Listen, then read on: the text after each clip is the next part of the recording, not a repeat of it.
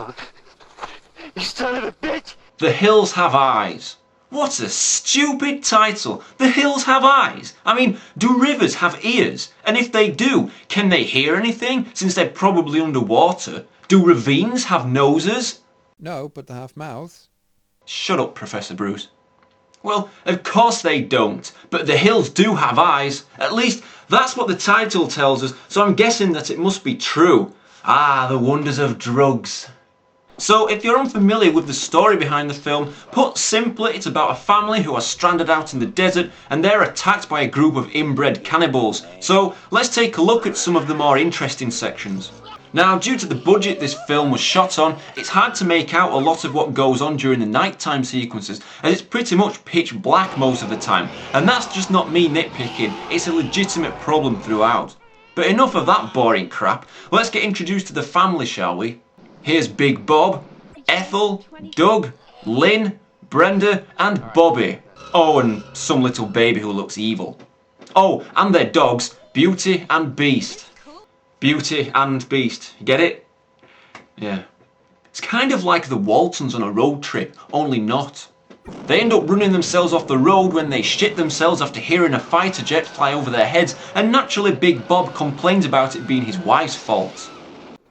But none of these bastards ever come as close to killing me as my own goddamn wife and her goddamn road maps and her wrong turns and her goddamn hysterical screaming. Bobby shows off his wonderful array of running skills and gymnastic capabilities while making our eyeballs pop out of their sockets at his damn fine sexy shorts. And they are short. So in tribute to this 70s fashion victim, I'm going to conduct the rest of this review wearing sexy short shorts.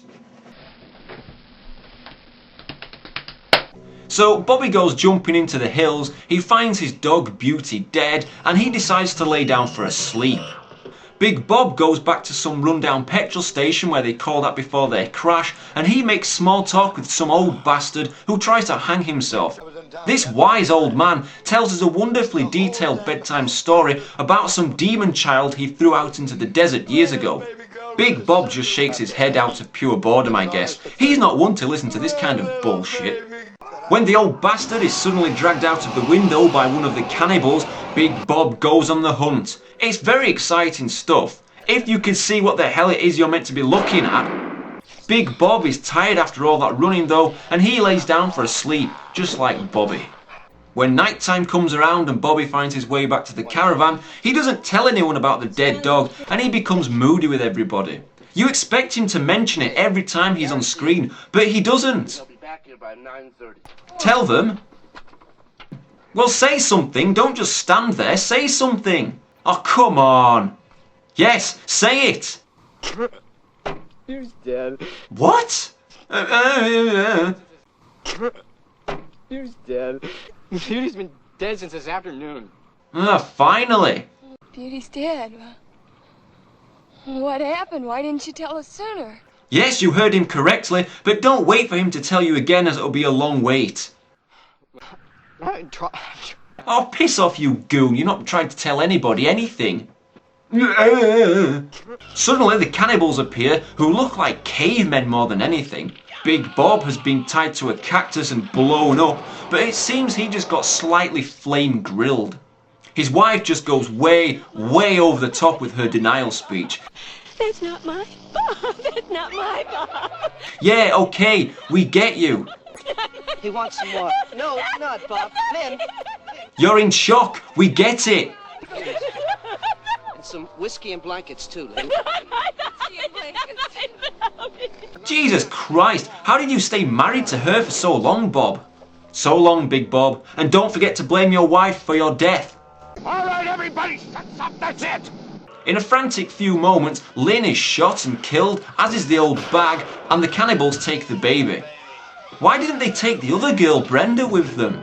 She's a lot better looking than the women they hang out with, namely this scruffy wench and Jabba the Hutt's female counterpart. Doug finds his wife, played by Dee Wallace if you recognise her at all, dead on the floor. Oh, I will kiss you one last time with my broom-like tash. Now it's your turn, old woman. Oh shit, she's still alive. And for the rest of the review, I will don a fake tash, just like Deadly Doug's. This cannibal is pushed to his death by Beast, and the others think that it was rocks falling in the distance. Yeah, because falling rocks scream just like a man would. So anyway, Deadly Doug tells Beast to go and kill the evil, nasty cavemen. It eats the bald guy's heel, and after running away, it comes back, and Baldy decides insulting the dog is the best form of attack. Fucking devil dog. You son of a bitch! You piece of shit. Well, it seemed to work as the dog is running away. Next, the rabbit suddenly jumps from the bush, and Baldy finds this hilarious and starts tripping out for some reason, and then Beast suddenly runs back for a second brawl in which it kills him. Funny how a dog has the joint highest kill rate in the film with Microphone Head here. Bobby and Brenda drag Bob's dead wife out into the desert and sit her out into a chair. Why? Why not? Why was I in this shitty film? Well, this caveman just happens to be standing in just the correct spot where a pathetically laid trap was waiting for him, and he's dragged along the ground. Works about as well as a used tampon. But he's blown up when trying to enter the caravan via another trap. Why does this remind me of Home Alone a bit? So, the final fight is between Deadly Doug and the Microphone Head, and here in the studio I have Professor Bruce sitting next to me. Hi John, it's a real pleasure to comment on this huge fight. So, who will win this epic battle, Professor Bruce?